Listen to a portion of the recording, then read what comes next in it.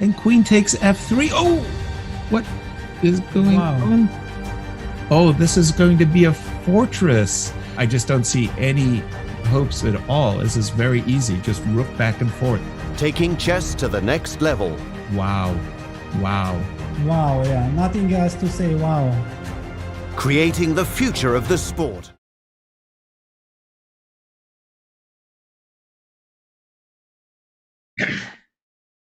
Okay, welcome everybody. This is Grandmaster Sam Shankland, and I'm here for another Blindfold Banter Blitz session, which should be fun. I will be playing the games blindfolded and then talking about how they're going and whatnot. But yeah, just for this one, as I've mentioned in Blindfold, I'm going to have a harder time keeping up with the chat, and I will only play 3-2 or 5 minute. 3-0 is just too fast for playing blindfolded and talking. It's just too much. So let's get started. I see Benditlikekarpov. I like Karpov and I like that movie, so let's play. And we will see how this game goes. So good luck, Benditlikekarpov from Norway. Let's have a good game. So he opens with d4. I'm going to just play the chessable repertoire, d5, if I can remember it. So here we have a Slav, which I'm hoping will turn into a semi-Slav in good time. So knight f6, and now what does he want to do? In general, with these blindfold sessions, I find the hardest moves to meet to be the slow of games, just because keeping track of the position for 80 moves is tough. So he plays e3, and in the repertoire I gave e6. I was thinking about playing something else, but okay. So queen c2, knight to bd7, and yeah, guys, I'm playing every color. I'm playing both white and black today. You don't need to just... Last time I was only playing... black, but today I'll be playing both colors. So yeah, b3, let's go bishop d6. I'm just playing in the normal style of the semi-Slav. So he goes bishop b2. I don't really get the point of delaying knight c3. I guess maybe he wants to, okay, so he develops the knight to d2. I suppose this makes some sense. Actually, that's very clever. I don't know about this move order. Because normally against the knight on d2, I'm supposed to have the bishop on e7 instead of d6. So he's actually played a very clever way so far. This is really strong from Benditlikekarpov. But maybe I'll just be able to slam c5 next move. Because, yeah, so here, I'm thinking maybe I can just slam c5 here because his knight is not on c3, so I can take back with the bishop on d5. Maybe not, though, because he can... I don't know. In this structure with c5, even if I just go for hanging pawns, I think that that it's possible that the knight on d2 is misplaced. So e4, and he's really blowing the position up. I'm going to play a tempo down. I'm going to take this and then duck the bishop back to e7. And this doesn't feel like a great way for me, but I think it's more or less okay. I'm a tempo down on what's a pretty normal line, but I think it's very solid for black, so I'm not wildly concerned just yet. I could have just taken everything on e4 and played knight f6, but I wasn't as sure about that. Yeah, so of course we go queen c7. This is the natural follow-up. If queen c7, dc5, bishop e4, I should be okay. So I'm not too concerned about that. dc5, I can also just go bc5, which should be fine too. Actually, no, I can't go bc5. Wait, have I blundered something? Hang on, knight f6, dc5, bishop f3 is compensation. Whoa, knight g5. Okay, so this guy's not messing around. Props for that. But I'm not sure I get it. So if I go knight takes e4, knight takes e4 back, that's actually not great. Let's just do it, though. I don't think this is so bad. We'll take this, and then he must take back with the knight, which I don't think he's thrilled about. And then I'm thinking I can go c takes d4, and then I should be in good shape. Because after bishop takes d4, I can go like e5 at f5 and start throwing stuff. So this seems pretty reasonable for black. I know what he's thinking about, though. He clearly has to take back with the knight because he's hanging. Right, so now c d4, and my thought is that after bishop d4, I'm going to get like f5 and e5 and start throwing stuff, but maybe I'm not even going to.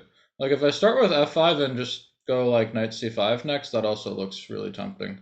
Let me just start with rook a d8. This can't be wrong. Centralizing the rook, and it seems decent enough. Maybe I should have been more aggressive there, but this also just seems very comfortable. Okay, so queen b2 is just begging for e5, so it's going to come.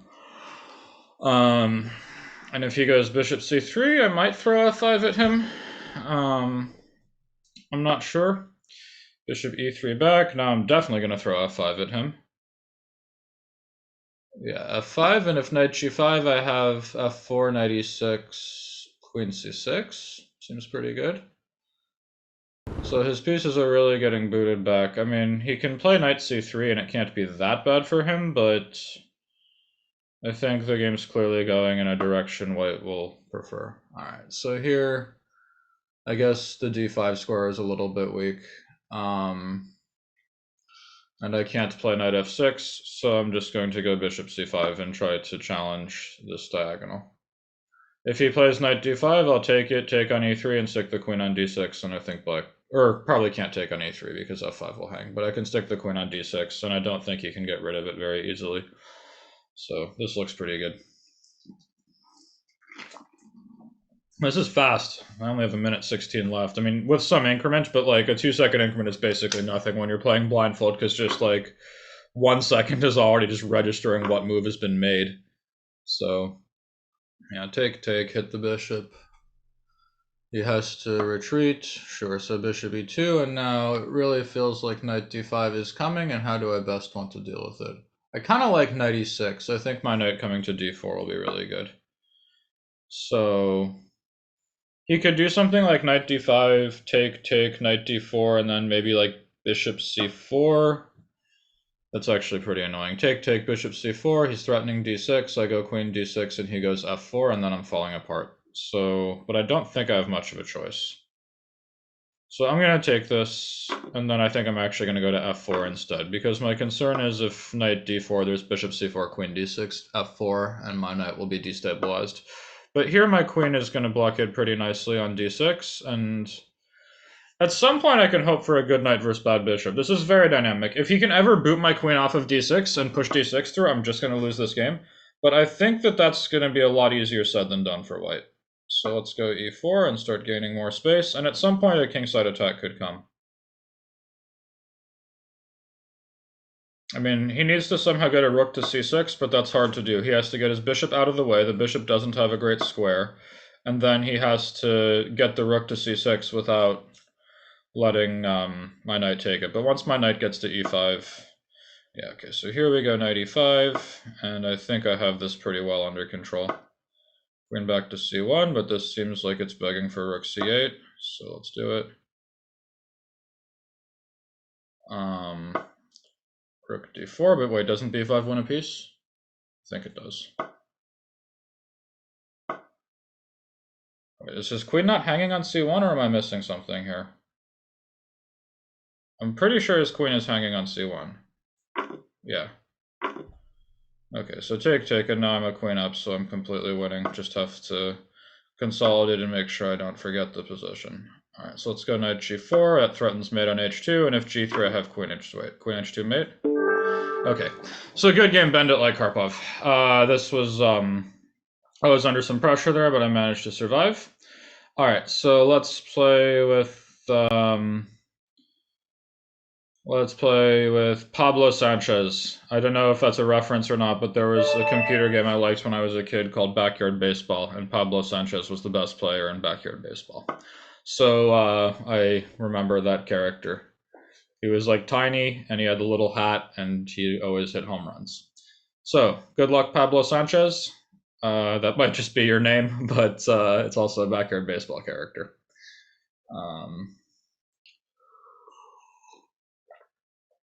All right, so I'm sticking with my d4 repertoire for white here. So c4. So he plays c6. Let's go knight c3. Oh, did I choose a game without increment? I chose the game that's supposed to be too fast. That's okay. I'll do my best. So e3. e6. Let's go knight f3, I'm pretty sure I gave.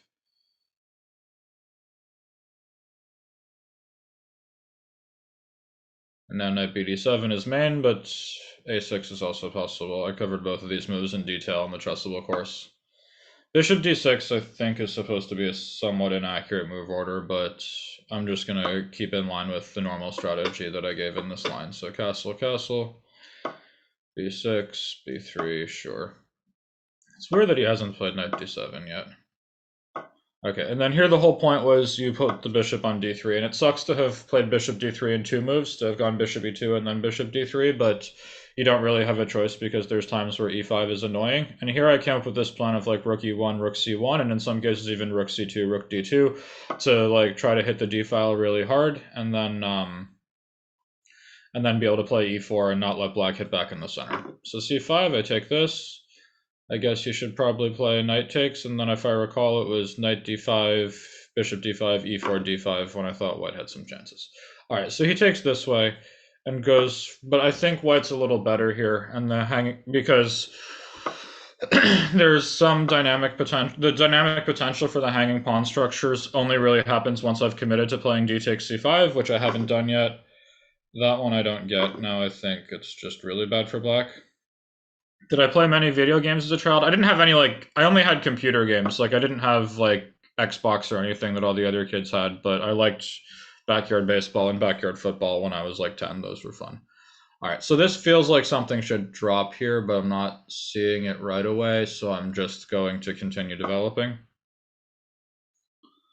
But no, I'm not a big video game buff or anything. I just remembered backyard baseball and all the backyard sports. Pablo Sanchez was the best player.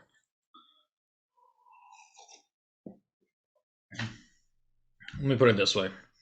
I played the game because I liked baseball, not because I liked video games. Baseball was my first love before chess, and I would not be the chess player I am today if I hadn't taken a fastball to the face when I was 12.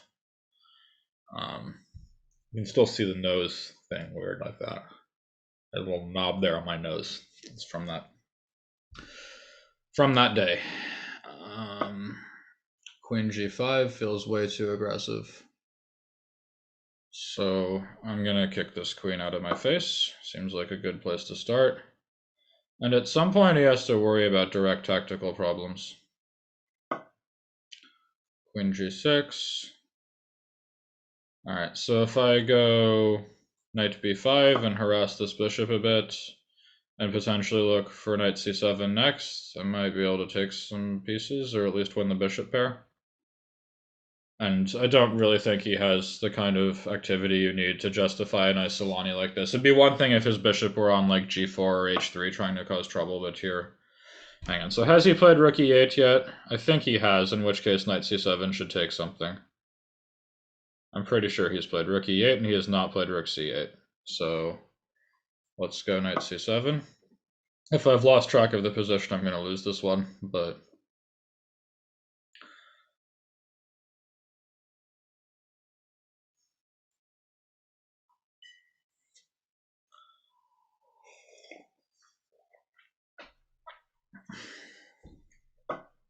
All right, so queen h6.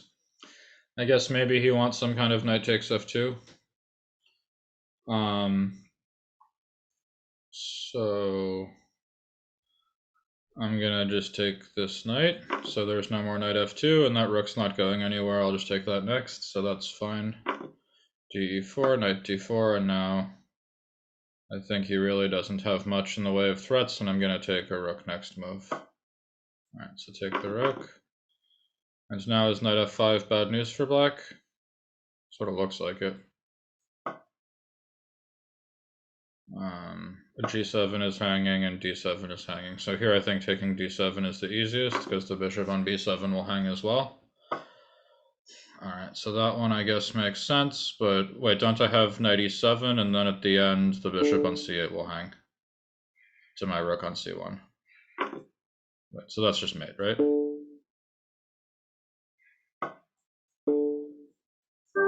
Was that not checkmate? I must have, maybe he played H. I thought this was checkmate for some reason. Next over the board tournament is Prague Masters in June. That'll be my first event in 16 months. All right, so let's play with, given the lower rated some tries, let's play with someone a bit higher. All right, Jupp, you know I like you. Let's play with another Spaniard. Okay, Jupp. So e4, I'm going to play Sicilian like always, and let's see if Jupp wants to challenge my rouser. Last time he got us a dubious position, but then tricked me very nicely and won a very nice game, and so now I have to get some revenge. So if I recall, he played this line with a quick knight takes c6 here, which is not totally stupid, but I thought I got a good position. So this time he goes for f3, so I think the best move is to take on d4 before white can take back with the bishop.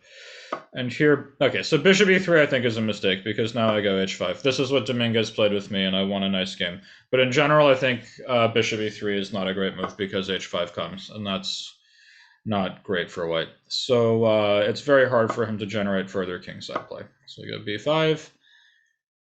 And now let's just start with queen c7 is fine. Knight e2. Sure. So let's go like, I guess a5 is okay. And then if knight d4, I will go rook b8. And I think I can just sort of start expanding on the queen side pretty nicely here, and it's not so easy for white to pressure me.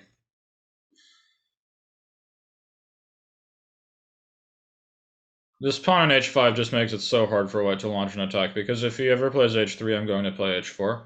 So in the meantime, I'm going to go b4 and a4 and start attacking this way and getting pieces into position. And at some point I will castle, but probably not for at least a little while. So he starts with h4. That's understandable. Let's go b4. And I actually think in some ways this knight on d4 is a little misplaced, because like here after bishop g5, one point is that I can castle now. While if his knight had remained on e2, castling would not be okay because of this e5 tactic, and now that the knight is on d4, I think I can just castle. I'm not sure I even want to yet. I'm going to just keep pushing a4 first. But the point is, because his knight is on d4, he's not really able to castle. I mean, he's not able to stop me from castling, which I think should be pretty helpful for black. Because once he's played h4, it's pretty hard for him to get g4 in later. So I think I can basically castle into it, but I thought I'd at least make one more waiting move first. All right, so he's played g3. I think I can't really make any more waiting moves, so I'm just going to castle. And I think it's, if he plays g4 and loses a tempo, it really feels like black's attack should be faster here somehow. I mean, like, okay, so bishop d3. Let's bring the rook to c8. Seems natural enough. It really feels like my attack should be faster. Okay, so g4. Guess it makes sense. If I take it and go d5, not amazing. I think I have to take this pawn, but just thinking if there's any ramifications. Let's start by taking this. Let's actually start with the move. No, I'm going to start by taking the pawn and then go queen c5 next. And my point is that I don't want him to play bishop e3. So after queen c5, if he goes bishop e3, I will have knight takes g4. If I had started with queen c5 on the previous move, then he could have gone bishop e3, and I wouldn't have knight g4. I would have to start with hg, and then he'd have knight f5. But here I think if bishop e3, I have knight g4. So it's actually kind of annoying for him to deal with the threat to this knight. So he moves it back, which makes sense, but now my thought was I can play something like bishop c6 and harass the e-pawn, which looks very tempting, so I'm going to do it. And at some point, I can just force an endgame of some kind. So he plays knight g3, and now I'm thinking I'm just going to go a3. When he's in a tough spot, because I'm threatening to open up the king side with the queen side with ab2, but if he plays b3, I have queen e5, and now I'm threatening mate, and I'm also threatening his knight. So I believe I'm winning a piece here. Who would have won the Karpov-Fischer match? I have no idea. I think one of the biggest tragedies in chess history was that this match never happened. All right, so c4, and I'm going to be violent and take this one. I could have just taken the knight, of course, but this feels more to the point. So queen c2, let's grab the knight. And then bring the queen back to the centralized square, and I think I'm completely winning. In fact, I know I'm completely winning. So This game I think went very well. So let's take this.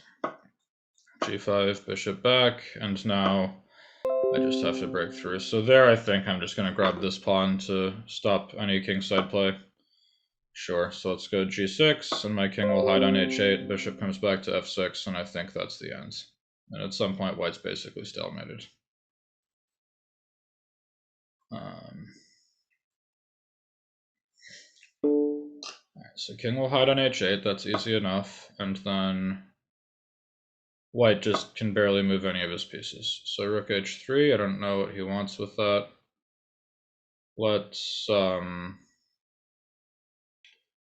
Let's just tuck the bishop back away and not let it get anything hang. Okay, F1, sure, I guess that's a clever move, but yeah, that's an annoying move actually. I shouldn't have done this. Wait, is the rook hanging on G3 now? I think it is, right? No.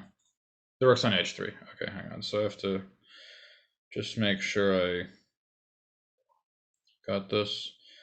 I need to get this queen off of C2 somehow, but for now I'm just going to force him to get rooks off the board. So we'll start with rook C7.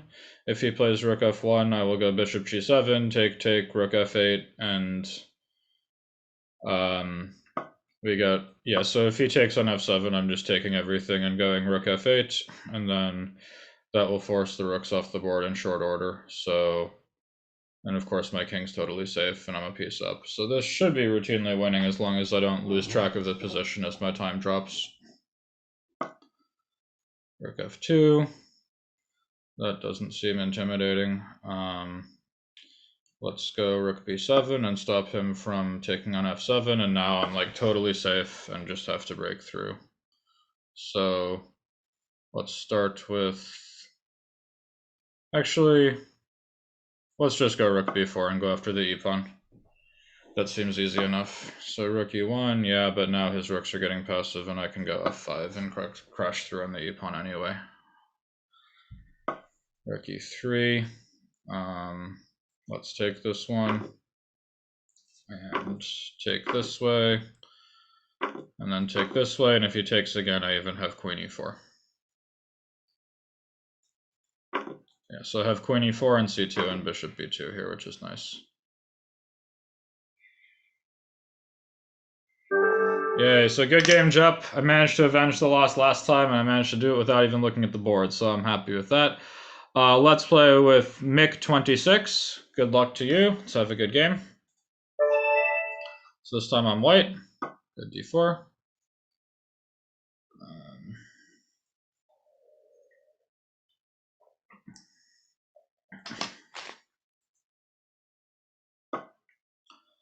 So D5, we'll go C4, 6, knight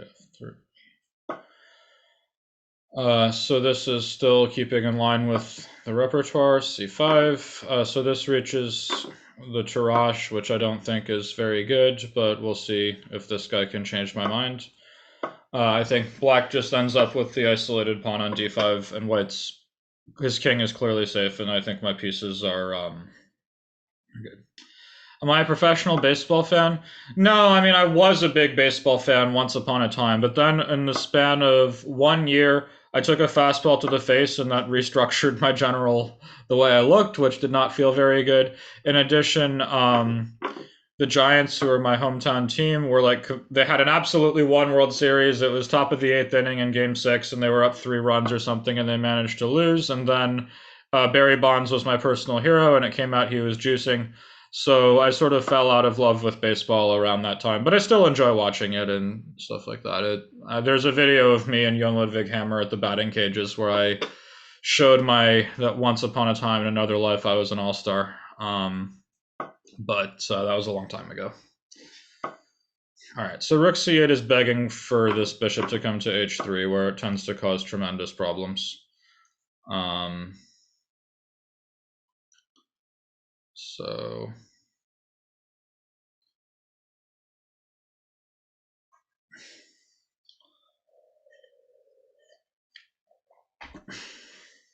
Yeah, this bishop h3 move is going to be really annoying to deal with, but I think he has to try queen d7, because queen d6, as he's played, my thought was e4 looks incredibly painful for black. e4, d4, knight b5. If queen e5, I go bishop f4, queen e4. No, I can't go bishop f4, then that is hanging. Hang on. So I got to be a little bit careful here, but it feels like something should drop. If I go e4, d4, it really feels like something should be falling here. I'm just not seeing it yet.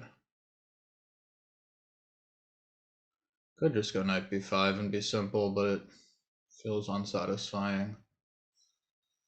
e4 just feels like the move, but I don't see a way through. e4, d4, if e5, queen e5, bishop f4 looks very tempting, and if knight e5, there's knight b5, and stuff is hanging there as well, but it's getting very messy. Yeah, it feels like something should be hanging here, but I'm not seeing how just yet. So I'm going to be boring and just play a normal move. But I have a feeling I could have taken something there, but I couldn't see how, and I was running out of time. So I've played a normal move here.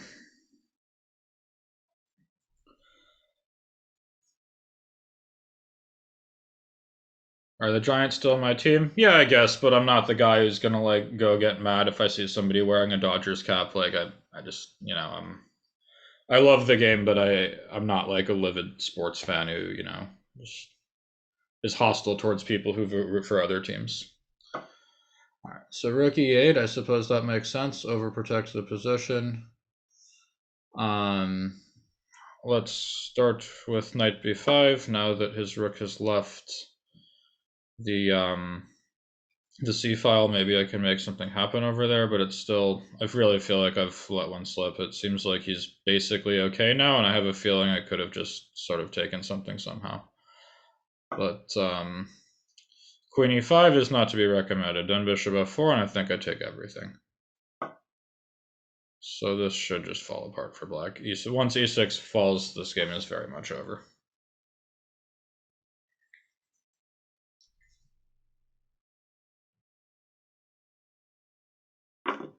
So queen b2. I think I'm going to start with rook c2 just to keep everything safe. And my thought is, in the event of queen b4, I might even start with knight c7 and take e6 with the knight instead, which looks even more violent. So yeah, he can't go knight b4 because the queen has occupied this square. If e5, I tuck the bishop back to d2 and I start taking stuff. So he goes rook c8, but now bishop e6, so now the whole house is going to fall down. And then bishop c8 and knight d5 seems easy enough, and I'm going to be up a lot of material. So yeah, I have a feeling that I let this slip at some point. I think that he was basically okay. Hang on, wait, what happened here? Did I? Oh no, sorry, I played knight takes d5. I have a feeling I should have crushed him, and that at some point he was basically okay. And that I let him off the hook, but now obviously I've managed to get out of it. All right, so bishop f6, sure. I can't go rook d1, very clever, so I've got to be a little bit careful. Let's just tuck the queen back on b3, enough for an exchange. And this way, yeah, now I get to go rook d1. And once my rooks are active, I mean, my pieces are bigger than his, so I should be in good shape. Rook e8, sure, so let's not let him go knight d4. That would be bad news. Knight a5 instead, but the queen is just nice and centralized on d5. And I have everything under control. Right, I'm just going to take this knight because why not? Just simplify to 2 clean pawns up, seems easy enough. Plus my rook and queen are much more active than his, and with the 2 extra pawns, this is very much over.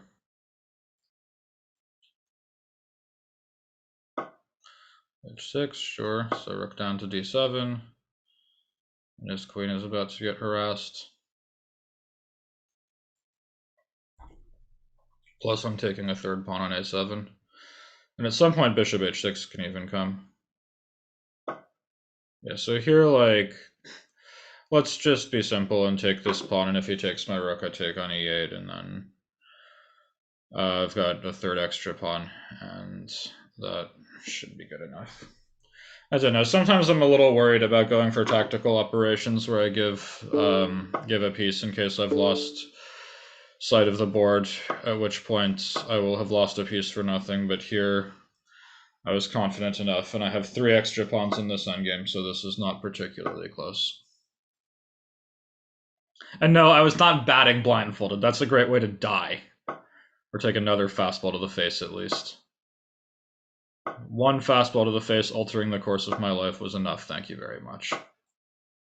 So here a5, and now let's get the bishop to c7. So then there's queen d8 check, and queen d3 check, and I take his bishop.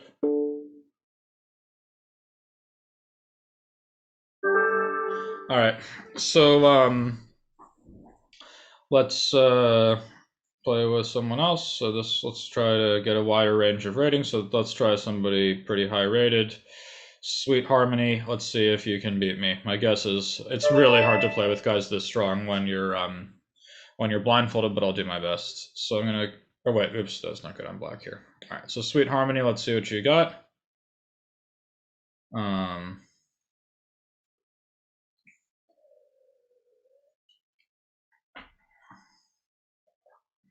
Okay, 5, 4, 3, 2, 1, fini. Okay, next up, let's go with Chess Trash Talker. I think I've played with you before, and you seem to like my banters.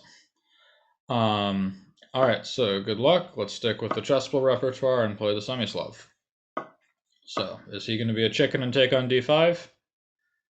Nah, this guy's a fighter. Good for you, Chess Trash Talker. Alright, so I'm going to try bishop f5 this time, which I've played a bit. e6 is the recommended move in my repertoire, and I stand by that, but at some point you have to branch out and play something a little different now and then. Alright, so he does this. Take bishop b4.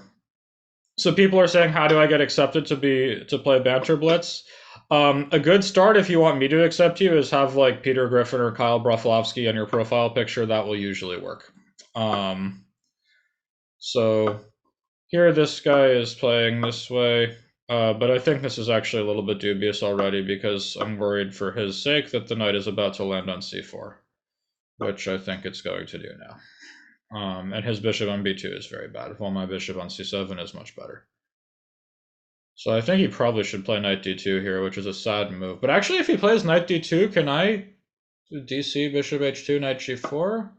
Seems like it's asking for it, but maybe. Alright, so let's anchor this knight on c4, and let's go b5 and keep the knight nice and protected, where it's on this fantastic outpost.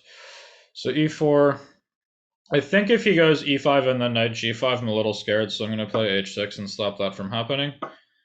And now I have all the fun. I have both a5 and f6 as I wish, and I think that that will give me very good play. So let's go a5 first. And look for queenside play. I don't know though, actually. I'm sort of thinking my knight on c4 looks really nice, but doesn't actually do that much.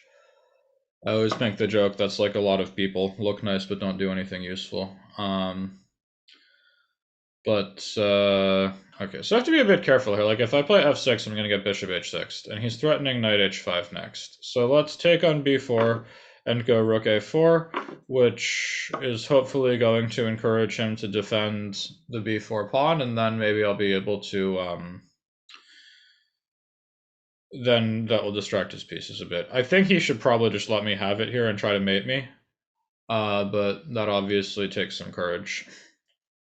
Am I still a good chef? I think I'm a fine chef. I'm not amazing. I'm not wildly diverse, but I'm very good at what I make. I make good like sushi and barbecue and curries, Thai curries, Indian curries, all that stuff. Make good spring rolls. Reasonable Mexican, but I mean, I don't do like wildly complex things, and I'm not that diverse. I'm just good at what I make. So yeah, h3. Okay, wait. So I think I can just take b4, right? His queen's on d3.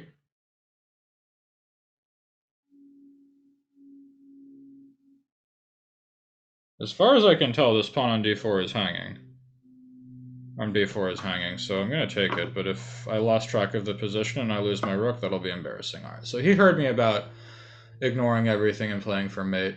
So I think here what I'm going... No, that's ugly too. I'm worried about knight g4 and bishop h6 coming, so I have a few things I can try. I'm very tempted to play f5 with the point that he cannot... But then he has take, and knight g4, and that looks really dangerous. So all of a sudden here, I'm actually kind of worried for my position. I can play knight b2 to try to take his bishop, but the problem is queen c3, knight d1, and then queen b4, and my knight is trapped. So this actually, all of a sudden, I really don't like my position. I think my knight on c4 is a very bad piece, and I've misplayed this. So if you don't like your position, oftentimes the best thing to do is just mix things up. So I'm going to do just that and sacrifice a piece. I will get 3 pawns, and I think his attack is completely over if he can't play knight g4. And now my rook on b4 can swing to like c4 and put pressure on his pieces. So I'm not sure if sacrificing a piece was best here, but I was worried because I didn't like my position. And I think this now looks much less clear. So my rook is hanging, so let's go to c4. And he cannot play knight g4 anymore, and I'm actually thinking my position isn't so bad. All right, so bishop to b2. I guess if I move my knight, he's going to go knight g4, and that's not good. I don't think his rook's on e1 yet, so I'm not concerned that my knight is hanging. I could go queen g5 and pressure his queen a bit. Can I take c5? Feels very dubious. No, he will have... I saw a tactic there. Hang on. So here, this is a tough position. I am going to... I'm going to go knight g6 so that I can bring the knight towards the f4 square.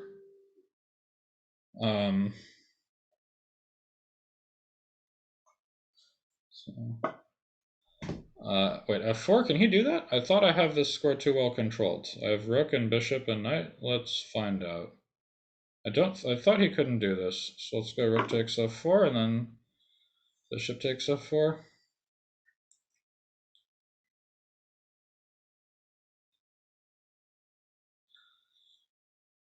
Now I have a lot of pawns.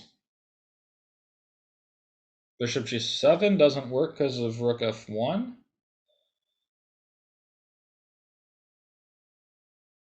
I think I have enough pawns here and I'm basically good to go. So knight h5, sure. I'll take this one. Rook takes f1 back. I have to be a little bit careful now. I mean, he's got some pieces around my king, but if I go e5, his bishop is blocked out. But knight g4 is coming, and am I about to get mated by knight h6? That would be bad news. No, I have queen g5. Whoa, okay, this guy's not messing around. But that's actually a very clever move. Because if I take it, queen h6 and knight g4 is coming, and that looks really bad. Hang on, so if I take it, queen h6, f5, rook f5, queen h4, rook h5, queen f4, queen h7. I don't see mate, but this looks so bad.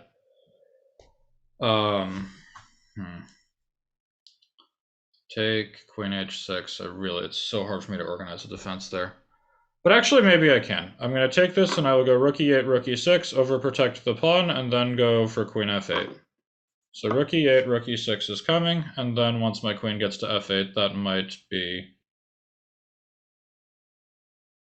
enough. I will lose an exchange to knight f6, but I think I have a lot of pawns there, so at some point my pawns should count.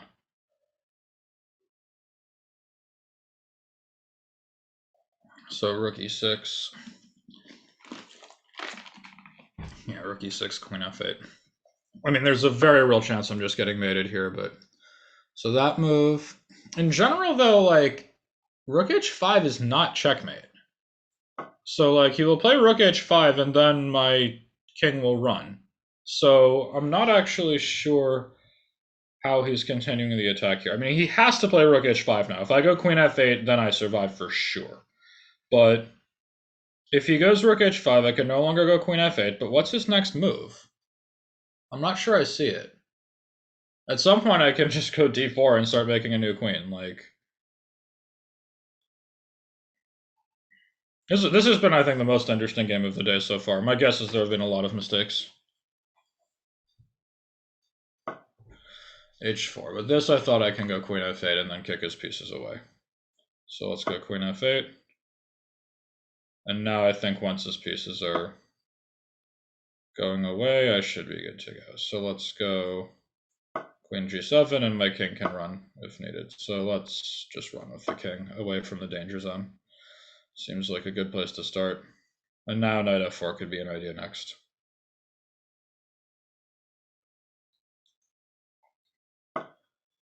Knight h6, sure. So knight f4, he's going to take it. Whoa, I'm low on time too. And there's no increment. Okay, so I got to go faster.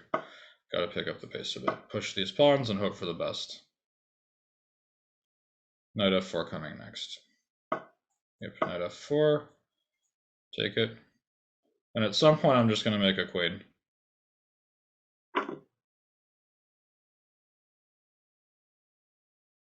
Alright, so f3 check.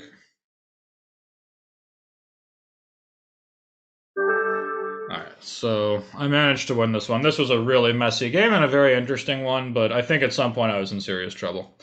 But good game, Trash Talker. Let's play with Bogdan Girmacea. I know you like to play my Banter Blitzes, so let's play with you. Good luck. Man, I gotta say, Blindfold Banter Blitz is a lot more tiring than regular Banter Blitz. It's a lot more intensive brain work. I don't think I even play that much worse. It's just harder to do. But knight f6. Alright, so let's stick with the semi-Slav. Knight f3, knight to bd7. What you gonna play? Bishop e2. Playing my own repertoire against me, are we? Alright, I'll play bishop e7 and see if this guy knows what to do. So castle. So yeah, Bogdan Girmacea seems to be playing my own repertoire against me, but this is now boring. It's this exchange Slav is just very boring now, but in some ways I actually sort of already ever so slightly prefer black because I think the knight on d7 is better than the knight on c3. But this is really dry now. I think this is actually significantly more dry than the proper exchange Slav lines I gave. I mean, you can always play e takes d5 instead, but I don't really believe in those positions for black. But here, if I can go like, if I can go bishop d6 and then queen e7, at some point I really think that this is not a great knight on c3. It's sort of in the way of white's pieces. So sure, bishop d3, let's go queen e7.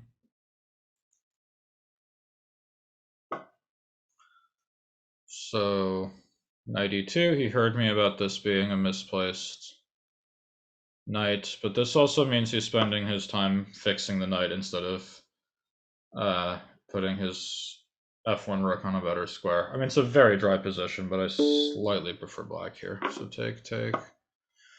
Queen b1, sure. I guess he wants rook c1.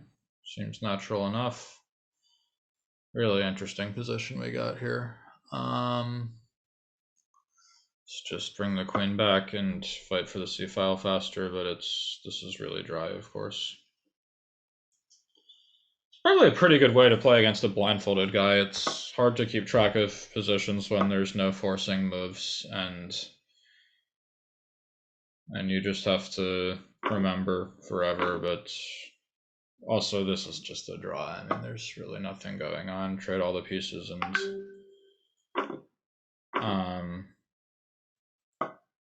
so This just feels like a dead draw.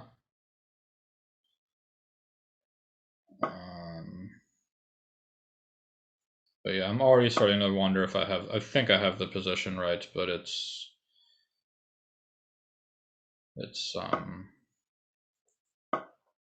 hard to keep track when like nothing happens for a long time, like nothing relevant. But here, I think that this is Nashville Inchest as a Sahara Desert draw. I'm sort of with you on that one, but I don't know, maybe I'll make something happen, but I find it pretty unlikely. A3, sure. Let's go bishop. My bishop's already on. You see, that's the thing. I was about to play bishop d6. I didn't realize my bishop was already there. Let's go a5 and pretend I'm fixing the a3 pawn. And then let's go knight b8 and get dark light scored bishops off the board because that's his good piece.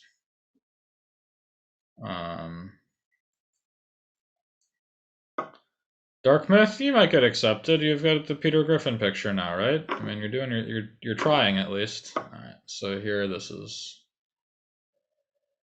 I've made some imbalance, but realistically, this is still very much a dead draw. So knight back to c5, and he has to defend the b3 pawn. At least his pieces are a little more passive now, but there's really nothing going on. Let's go b4, keep his guys out.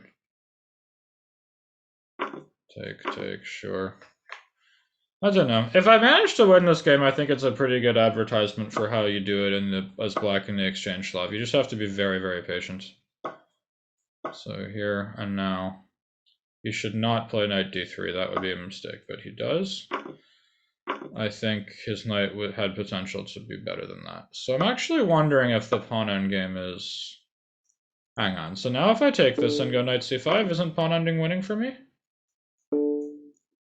I think it is. Or at least it might be. Okay, so now we have to calculate closely. I'm pretty sure I want my pawn on g5. Yeah, I want my pawn on g5. And then at some point,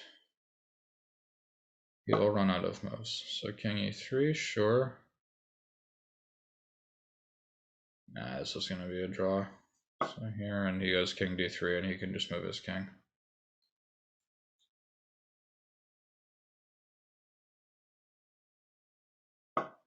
Whoa, g4? It feels dubious, but... Hang on, wait. So take, and now his king doesn't get... It's hard for him to keep my king off of d5 now. Yeah, so king b5. Oh, now am I losing to h3? That's depressing. Nope. I might just be lost here is the funny thing after h3. I forgot about the extra reserve tempo. Nah, okay, this guy doesn't see it. Alright, or... Oh, that game I was trying to win and almost managed to lose it, I think, unless I misremembered and the pawn was on h3 already. But if his pawn was on h2, I think I would have been lost there. So let's play with Azlan. And then at some point, maybe I'll play with Dark Myth next because he Peter Griffined me. Alright, so... Oh, the pawn was already on h3? Okay, that explains it.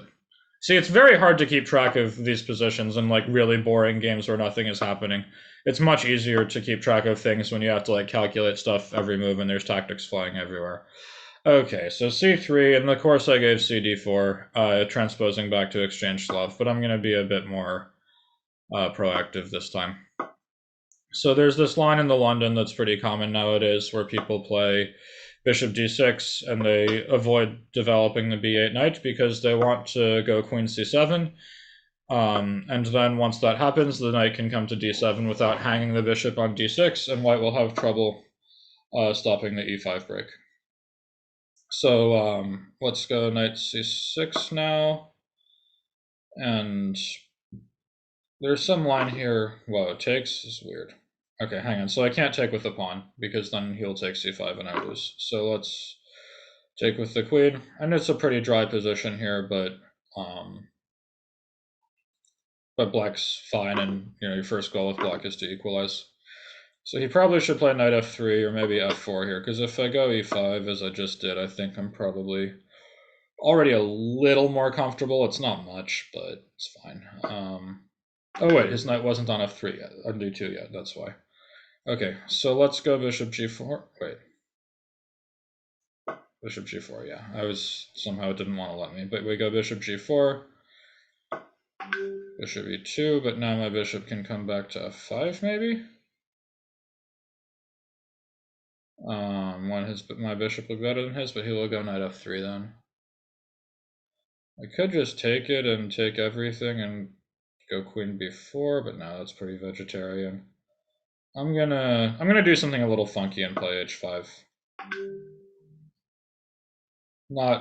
I'm not wildly convinced this is a brilliant move, but I don't know. To Malik and Rivan, what do I prefer, football or American football? Why you make me choose? I really like them both. So here I guess I have to take on e2, but I think once I just take everything and get a symmetrical position, this will not be that easy for white. It's sort of like one of these Petrovs where the e-file becomes really important and I get there first. So this, I think, actually is a little uncomfortable for white here. Yeah, so there, and say, let's say I start with queen f4, and this doesn't seem that easy for white. I mean, he's probably fine, but I think my pieces are more active. So let's go knight e4 now. And at some point I might just throw g5 and start trying to mate him.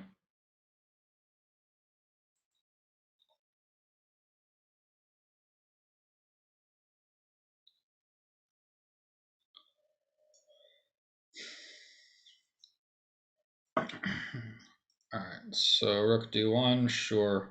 Let's go rook e6 and bring the other rook to the open file. And once I've dominated the open file and I have the knight on e4, I really think I can consider playing for mate. But now that he's done that, I'm going to change course entirely because I think this endgame is going to be really unpleasant for white.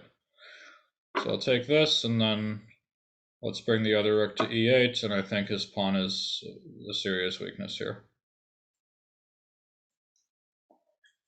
Right, so rook e1, let's dominate the knight. And I think white is a structurally really skeptical position. Sure, so he overprotects the pawn, but now I can start expanding more. If I'm allowed to go h4 and then knight g3, that's going to be really bad news for him. So he goes g4, which I guess makes sense. But the problem is, that's another weakness. Like, if I go knight d6 and then start threatening rook e4, that's just another weakness for him to defend. So king f2, let's bring the king up.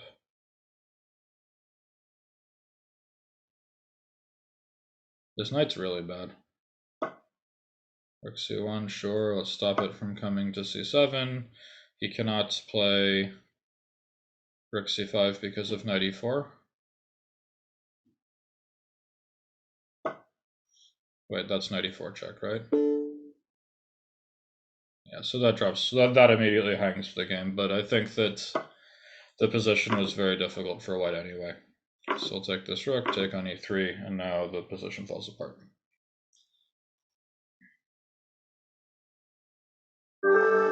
All right, so good game, Azlan. I think I promised Dark Myth, so let's see if I can find him. Oops, hang on. There we are.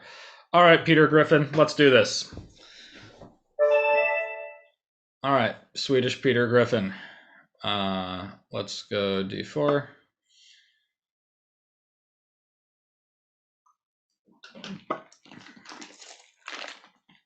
All right, so sticking with the repertoire, c4, e6, let's go knight f3. Still playing the repertoire. I haven't been able to spam the link in chat, but that's okay.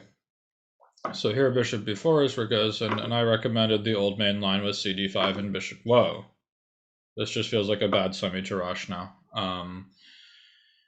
Yeah, so now I'm going to take the whole center, and I'm not even like one of the big points of the semi-Tarrasch is you give white the big center, but what you get for it is you get a pair of minor pieces off the board, which already makes the center less dangerous. Plus, you can counterattack the center with c5, and here black did not get either of those things. So here I think I should be in good shape. So a3, and here I'm just gonna go e5 and play for mate. With that dark squared bishop offsides, like I'm already thinking of sacrificing on h7 pretty soon. So knight d5. Maybe I could sack on h7 there, but I thought there's no need to just yet. But he can't really attack my center, and with the bishop on a5 offsides, I think it's very likely he's going to get mated here. So it really feels like black is begging for bishop h7 here. So take, knight g5, king g6. If queen g4, there's f5, queen g3, f4, queen g4, king h6, and I don't see the win. If I go queen c2 check instead, he can play f5, and again, I don't see the win. It really feels like bishop h7 should work here, so I'm going to invest some time. Take, knight g5, king g6, queen g4, f5, ef6, knight f6, and he survives if queen g3, f4. I can play bishop takes f4, but it doesn't feel amazing. I think bishop f4 is pretty good there, actually. So bishop f4, and then... Alright, we're playing Banter Blitz. Let's have some fun. Wait, bishop takes h7, yeah. I'm not sure this is going to work, but... I think I have to... I can't look at myself in the mirror if I don't go for it here. So check... He has to play king g6, and then I wasn't totally sure after queen g4. Both f5 and f5, queen g3, f4 is possible. Other moves. I think actually knight f6 and queen takes d4 is also possible. So there's ways that black can play here, but it feels like maybe knight f6, queen d4. I will have knight g4 then. And here after f5, queen g3, I mean, he can play something like f4, bishop f4, knight e6, king h7 or something, and then it's he can also try something like knight takes d4 here, knight takes e6, no, he can't go king h7, he's mated, and if king f7, knight d8 is check, so it's not in time with... Yeah, I think I'm good here, but I don't know. It's very messy, which obviously is maybe asking for a little bit of trouble when you can't see the board, but I think I'm going to get the king here. I'm not much of an attacking player, but this one was just... You can only wave a red flag at me so many times before I go for it. Might have been better to take h7 instead of castling. This way I could have played for h4, h5 as well. Alright, so f4, bishop takes f4. And my thought was knight f4, knight e6, and his king... Yeah, his king doesn't have a great square, because if king of knight d8... Whoa, king f5. Okay, so he's charging full steam ahead, but I really don't believe this. So this is going to be mate pretty soon. I'm very confident, but just want to make sure we get it right.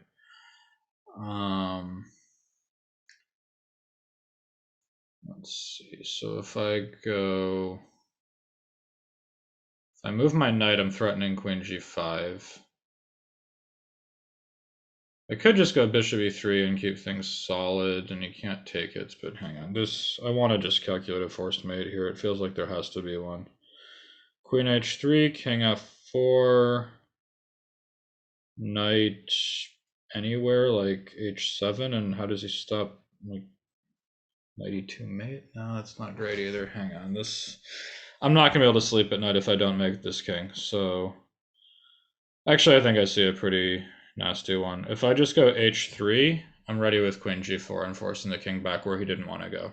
So h3, if knight f4, queen g4, knight e6, I have queen g7. Yeah, okay, we're going to go h3. There may have been forced mate, there was a better way there, but this I think is good enough. So my point is now, if knight f4, queen g4, king g6, knight e6. If he brings the king to h7 or h6, I have queen g7, and if king f7, I have knight d8 check, and then I will take on f4 next. And that should win the game. I'm sure there had to have been forced mate somewhere, but I think, yeah, the forced mate I think may have been queen d3 check, king f4, knight ce4 when threats of queen f3 are hard to meet. But even then, king f5, I don't know. I'm sure the computer will find mate, and if you gave me like 5 or 6 minutes with an actual board, I would too. Or maybe if you just gave one of these puzzle rush guys or puzzle battle guys like 2 seconds, they would get it. But I'm in the business of winning chess games, and when I see a winning move, I play it. And I think this is a winning move, so I'm not going to think beyond that. Alright, so queen e7, but this should fail every which way. Queen g4 is then knight e6, and hang on, so queen g4, knight e6, knight d5 is coming. Hang on, I can't. Boy. Alright, so let's go. I think I have to start with queen g4. That's easy enough. King g6, and if knight e6, I think this is gonna mate. So let's do it. Check, and now too many threats. This is all gonna fall apart. King f7. So let's go knight back to g5. If king e8, I have queen h5, and if nothing else, at some point, just knight takes d5 is gonna be a piece. And if king h8, queen h5, king g8, queen h5, g6, queen g6. Okay, so check, and then I'm going to just take this knight on d5, and then I don't care about anything anymore. I've got my piece back, and I'm up a million pawns. I took my piece back, and I get it. Wasn't queen d3, queen f3 mate? Couldn't he have taken the bishop and my knight then? All right, so here, let's just trade the queens and take on b6 is fine. And bishop back to e3. Yeah, so now I'm winning an endgame with a million extra pawns. That should be good enough. But I have a feeling I could have mated him somehow, but, you know, what can you do? So here, let's go rook a d1, and then d6. And yeah, I mean, it's sort of annoying that I let his king escape with his head, but he's obviously just losing this position, so I'm not too concerned to have like all the extra pawns in the world. All right, so let's go knight d4, start taking stuff, check. All right, so let's go bishop e3, keep it nice and solid, king f2, h3, and start winning with the pawns. Wait, do I not? My pawn's already on h3, right? Okay. So here, let's go rook d1 and get ready for rook d6. Yeah, so rook d6. Let's just go king up and start making a new, start bringing the king where it needs to go. All right, so e6, and this e-pawn should go through. So check, and mate. Okay, so I really feel like I should have been able to mate him there, but I mean, winning is winning, and it's just hard to like attack out to completion when you can't see the board. Let's play with, so good game, Dark Myth, Peter Griffin, whoever you are. Let's play with HCTH. It's a pretty high rating, so this will be a good challenge. British fellow. So E4, let's continue along with the repertoire. 5. Okay, so C3 is obviously not wildly critical, but you know, it's a reasonable move. So take this, and now D6. Yeah, so bishop c4 in this position I think is not supposed to be great, because now I can go, or hang on, this was the one where, this was the position where I thought bishop c4 was not supposed to be particularly good.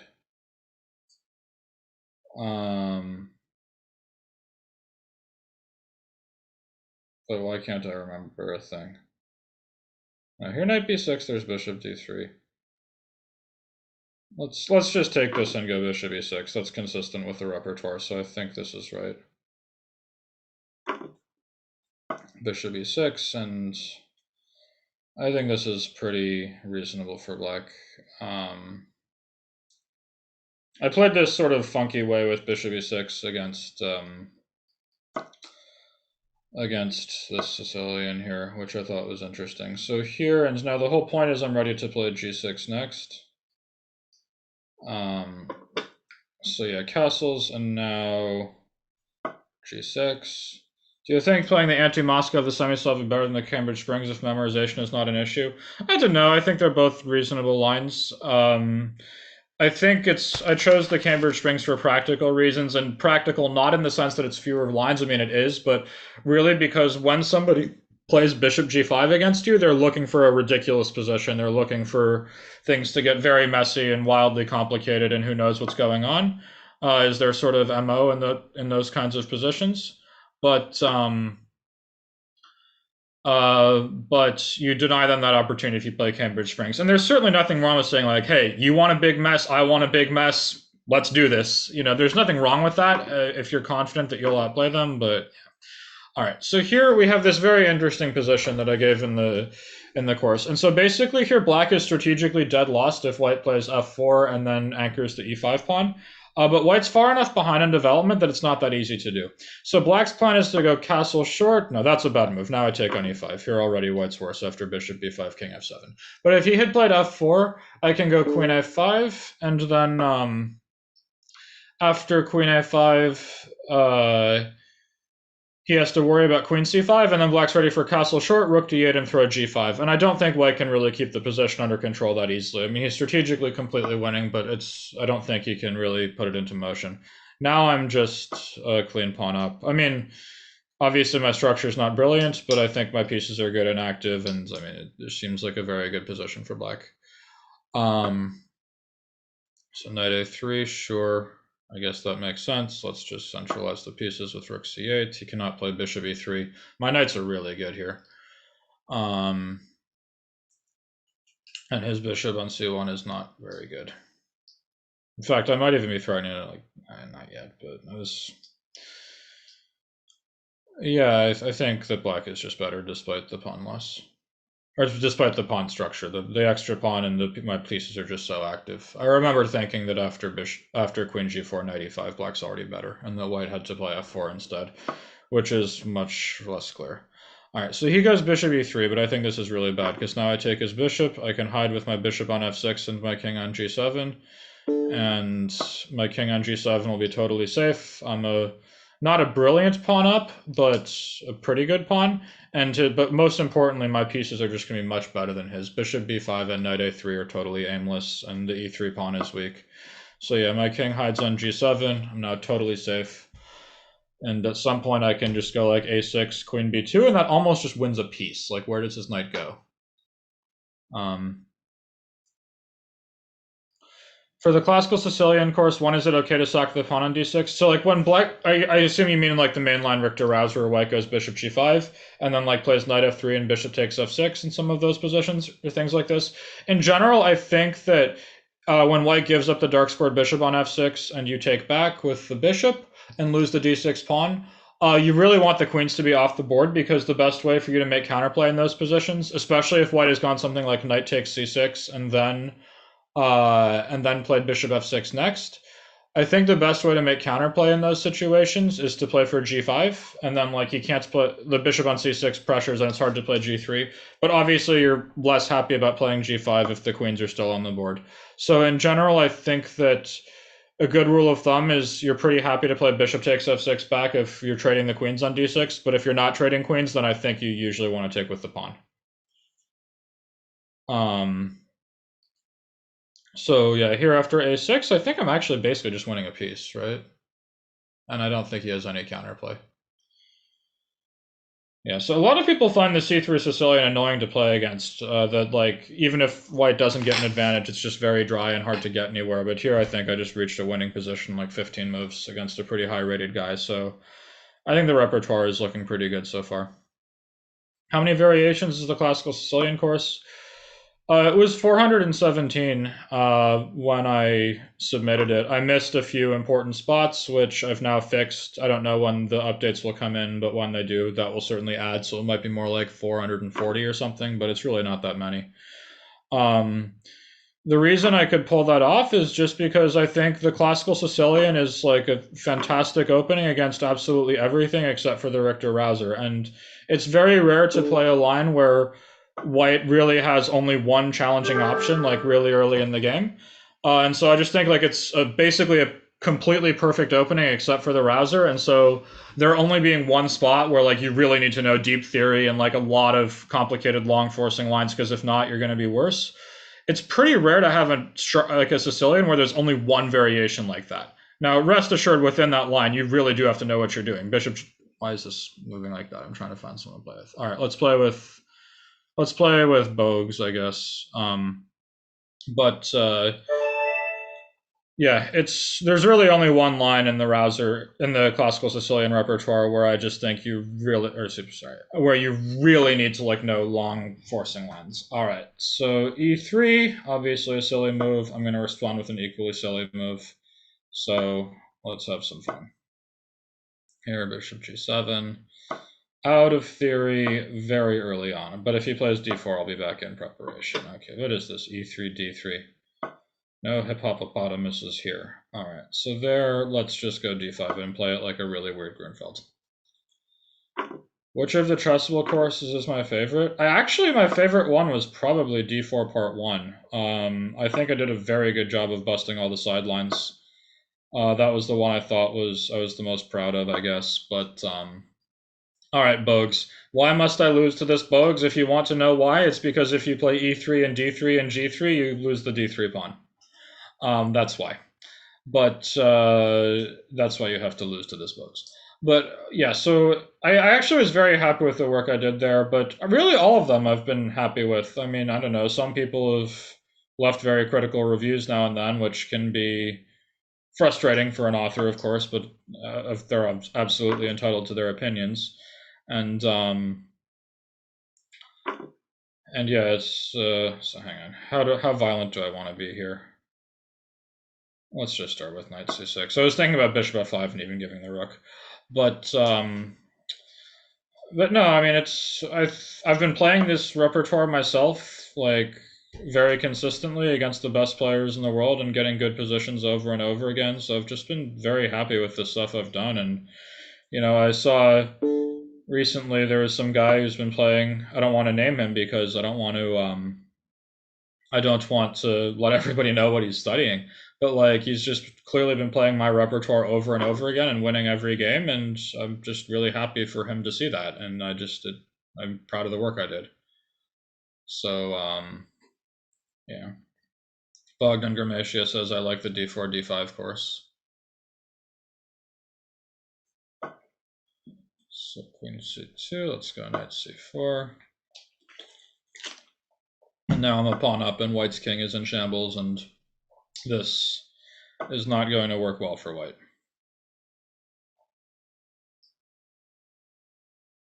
Yeah, Bogues, this way that Bogues has played, let's just say it's not the way I recommended in my repertoires. We'll leave it at that. But I think that Black's position is rather convincing here.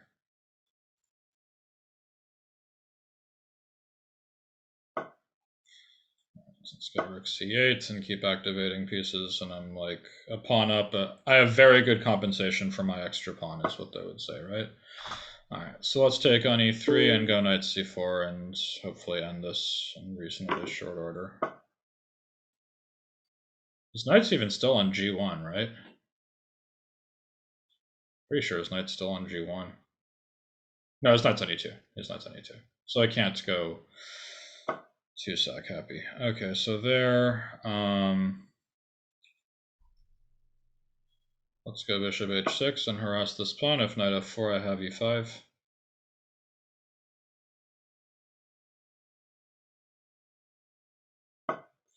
So e5 comes, and now that should fall apart. If he takes it, I'm going queen d2, of course.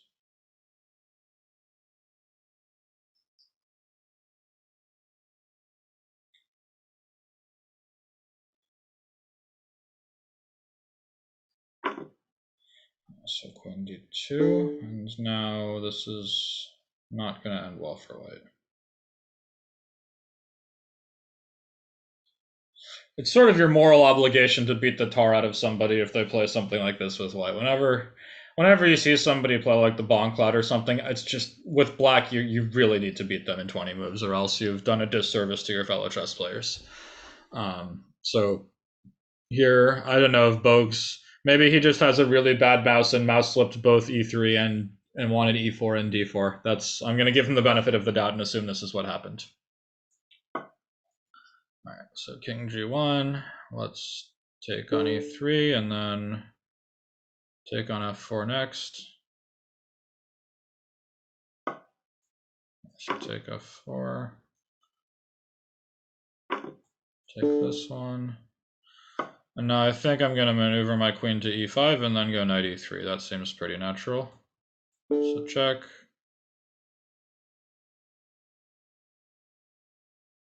And then check. And now knight e3, and everything, like absolutely everything, is hanging in white's position.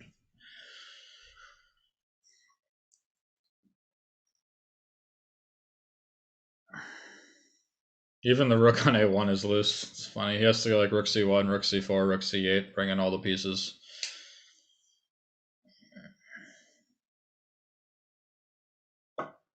Rook e1. Wait, can't I take this knight? I'm not normally an attacking player, but I believe I will finish this king off without needing to exchange queens. Okay, so Bogues resigned. So good game, Bogues. I think that was not the best opening I've ever seen, but that's okay. Dangerous Ride. You said you want to play? All right, let's play Dangerous Ride. All right, so keep on playing Sicilian, see what this fellow has for me.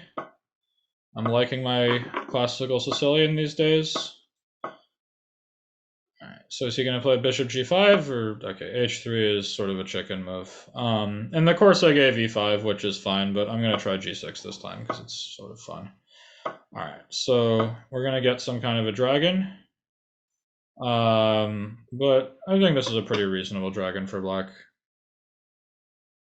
Alright, so he takes on c6 already. This feels really impatient, though. So I'm going to take this and go rook b8, and this h3 move is just so inconsistent with white's plan. I mean, all throughout the classical Sicilian course, like, I gave against, like, every legal... Like, I played g6 on, like, almost every move I could. I just didn't want to see the Yugoslav. And, like, this move h3 is so inconsistent with white's plan of h4, h5, and give mate. And so I just think that, like, in a lot of these situations, just, like, immediately switching the game into a dragon tends to be a very reasonable option. So, like, here I go queen a5, for example, and, like, he has to bring the queen back to d2 to avoid losing immediately, and, like, I can maybe even go knight e4, queen e5 then. Like, hang on, knight e4 and queen e5, and how does he get out of that one? I don't see it. Yeah, I think knight e4 is good now. So, like, the dragon is just such an amazing opening against everything except for the Yugoslav attack, and whenever white does something that's not consistent with the Yugoslav attack, it just ends up horribly for him if you play g6. I mean, maybe not horribly, but, like, black gets very comfortable positions very easily. And so, yeah, so here already, like, I'm just a clean pawn up, and, yeah, okay, so let's take the queen and go, like, bishop f5. Alright, so I'll take this and go c5 and play for like c4, and yeah, so let's go rook f c8 with the not so subtle intention of playing c4. He has to play c4 himself. I'll go a5. Can overprotect this pawn with rook c7 and king f8, get ready for a4, and then rook b4.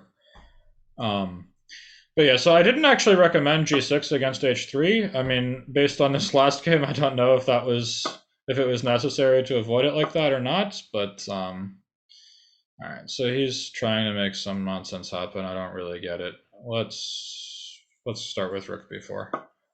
And I'm going to take this and then go rook b7, and then his pawns will be weaker than mine. Alright, so take this, and rook b7, and if rook b1, I have rook c4.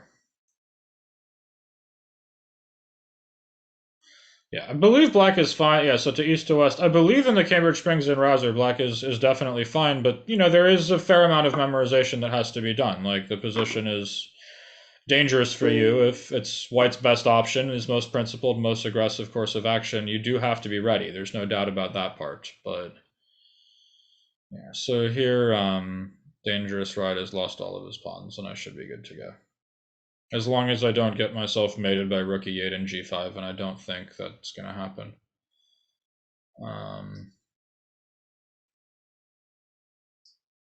But yeah, like the dragon's just such an amazing opening strategically. The only problem is in like the absolute main lines you get checkmated by the kingside attack, and in every other line you're good. So it just feels like if you start with knight c6, which is consistent with black's main plan of the dragon, if white doesn't play f3, if he goes h3, g3, bishop e2, just go g6 and play a dragon.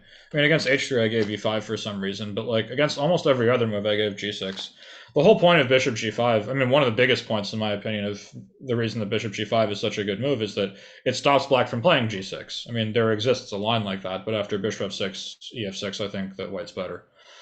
Anyhow, here I'm clearly winning this gun, as long as I don't lose track of the position, but I'm pretty sure I got it.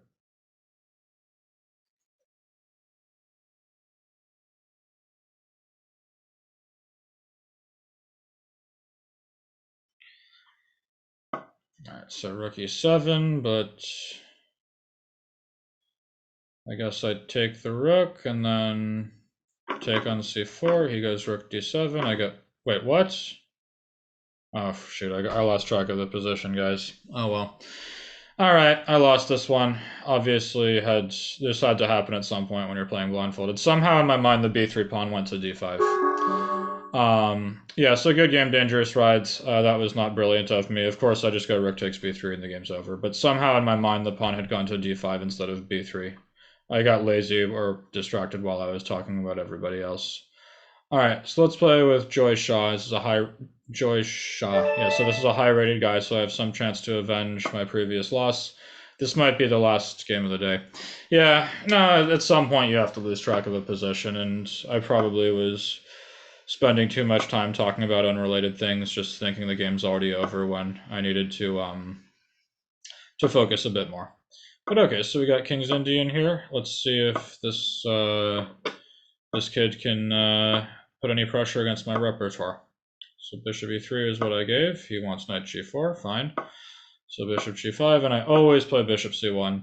That's one very nice thing about this repertoire is whenever bishop e3 and this comes, like, it's literally bishop c1 every single time, 100 times out of 100. So knight c6, and now if I recall, I wanted to just castle here. And leave the tension in the center for the moment. Don't worry, guys. I don't look. If I was distracted and lost, it's my fault for not paying attention to what was important, not your fault for asking questions. Okay, so knight h6. I'm not sure I get the point.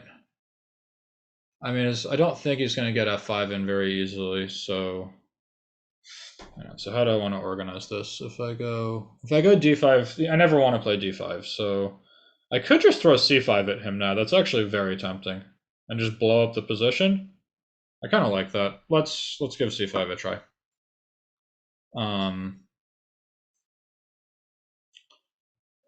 So yeah, it really feels like I should be blowing up this position. All right, so there, we'll take on d6, and then let's take on e5, and basically I believe this knight on h6 is going to be a very bad piece very soon.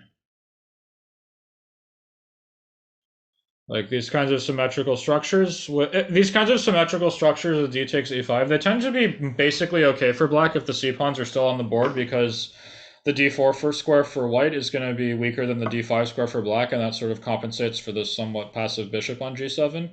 But once I've played c5 and exchanged off the c-pawns, now I think that since the d5 score is just as weak as d4, white should just be better. So here already, like, if I play bishop d4, it's interesting. I can also throw knight d5 here. Knight d5, f5 is not that clean, though.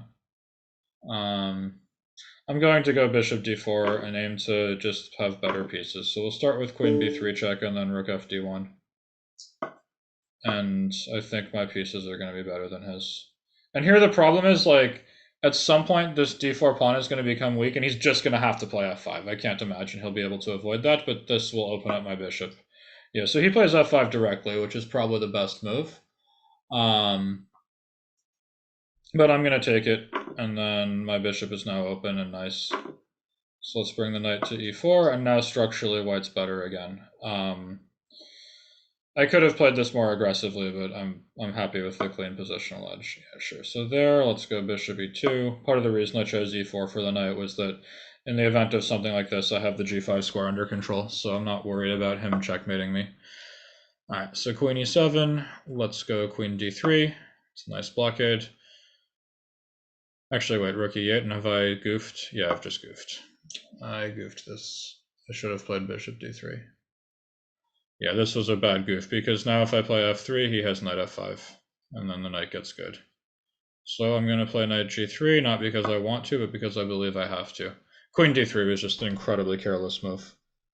This was so bad. Now black is definitely fine.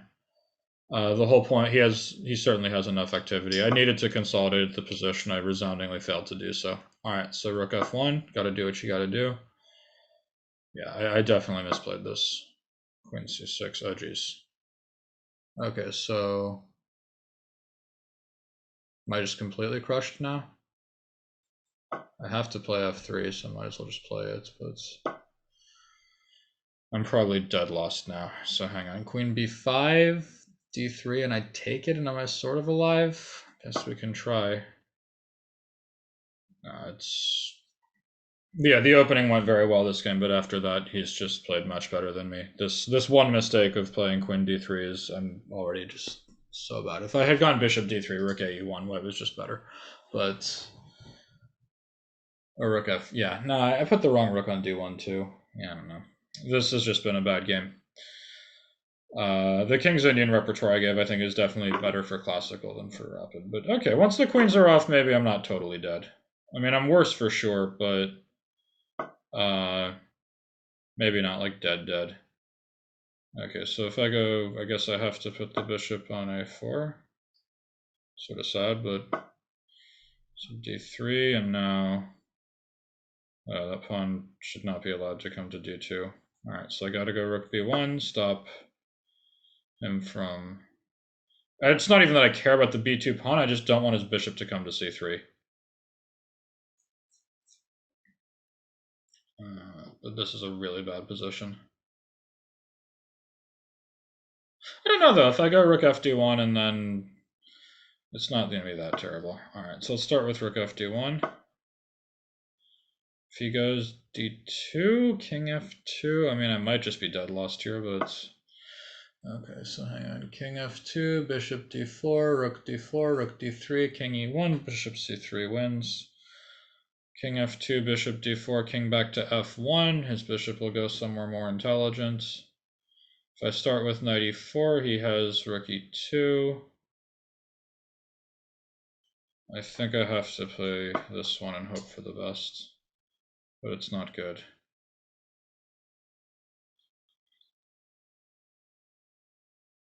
So bishop d4, and then my thought was king f1. My bishop is so bad.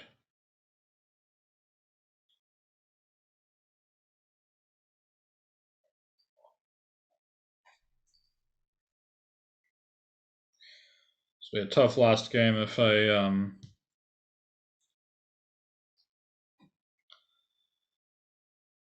It's gonna be tough if I just played really well the whole time and then lost track of the position in a dead winning position, followed by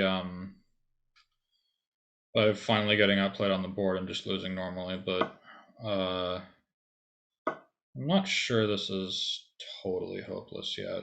It's really bad, but I don't know if it's totally gone. So let's start with knight e2, and then g3 will come, and now his knight is actually in trouble. So g3. Alright, so I gotta take this knight, that's clear. Let's go f4 and solidify a little bit. And if I can reroute my knight to f3, I think I might hold this together. And dangerous final words, but... Alright, so let's start with b4 and get my rook to b3 and challenge his rook.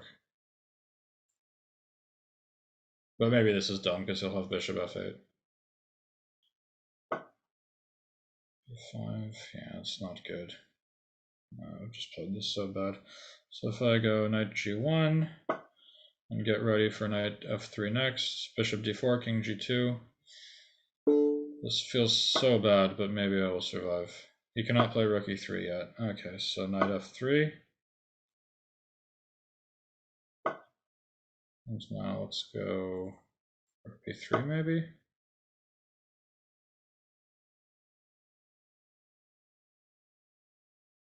Then rook d3, knight e5, rook e3. Okay, so there's king f2. I think I'm actually maybe surviving this now. Maybe not though. Still hard to move. So say I go king e2. Wait, how does he stop knight e5? If I won this game, that's some real nonsense. I was dead lost, but I think I just won.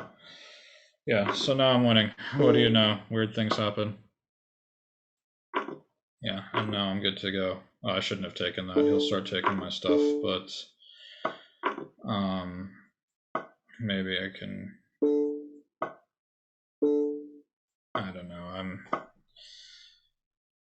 Alright, so here let's go king b1 first and foremost. Check. Knight c5. Take knight e6. G3. Still playing Joysha?